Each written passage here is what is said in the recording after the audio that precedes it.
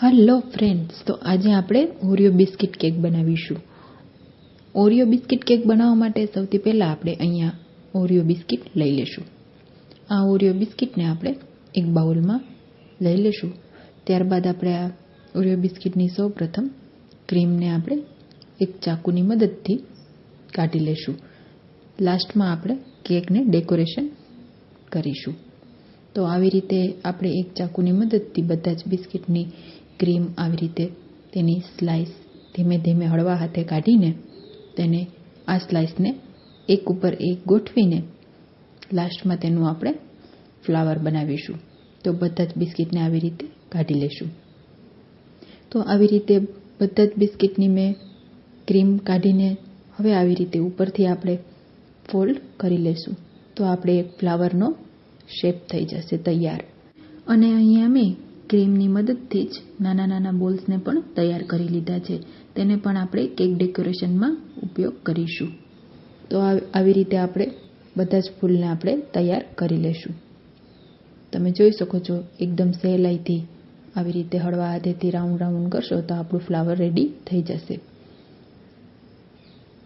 તો આપણું flower ready થઈ ગયા છે. તો આને આપણે ફ્રીજમાં થોડી વાર માટે સેટ થવા મૂકી દઈશું. ત્યારબાદ આપણે બિસ્કિટનો ભૂકો કરી લેશું.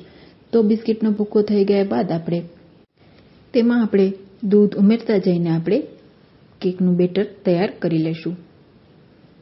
તો હળવા હાથેથી આવી રીતે આપણે બધું બરાબર મિક્સ કરીને એક થીક એવું બેટર તૈયાર કરી લેશું.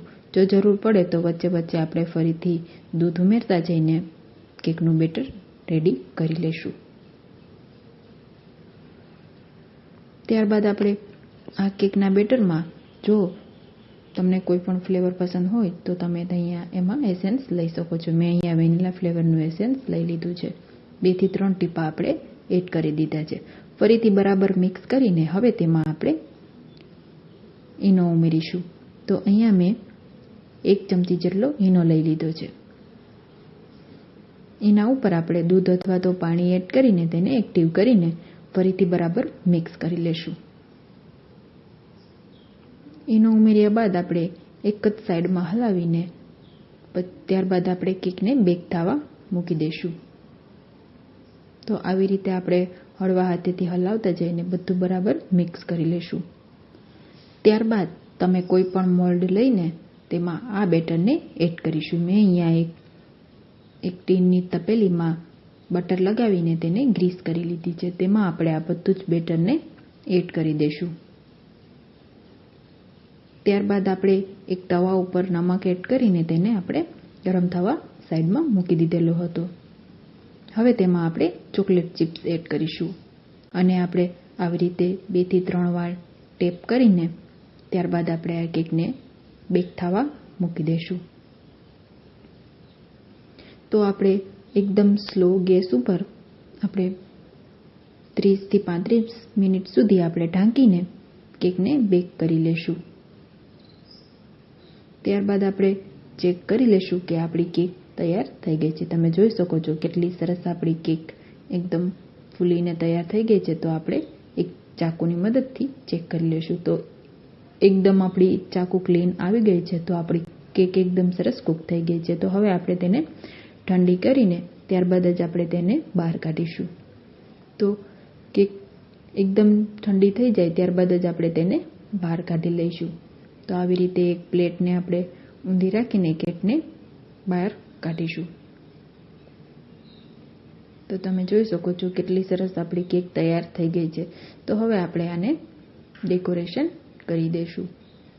તો સૌથી પહેલાં આપણે કેકને તેનો ઉપરનો ઉપસેલો ભાગ આપણે ધીમે ધીમે ચાકુની મદદથી તેને કટ કરીને અલગ કરી દઈશું. ત્યારબાદ આપણે કેકને ડેકોરેશન કરીશું. તો આપણે ઘરમાં જે સામગ્રી હોય તેનાથી જ આપણે કેકને ડેકોરેશન કરીશું. તો અહીંયા મેં એક ખમણીની મદદથી ચોકલેટને ખમણી લીધેલી હતી.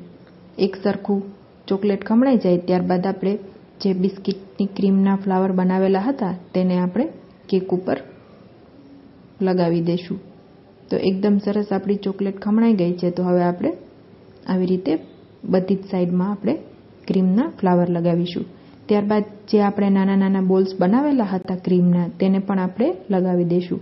તો ફાઇનલ લુક આપણો કેકનો તૈયાર થઈ ગયો છે. તો આ કેક તમે પણ કોઈનો પણ બર્થડે કે એનિવર્સરી હોય તો તમે પણ એકવાર આ કેક જરૂરથી ટ્રાય કરજો. થેન્ક યુ મિત્રો.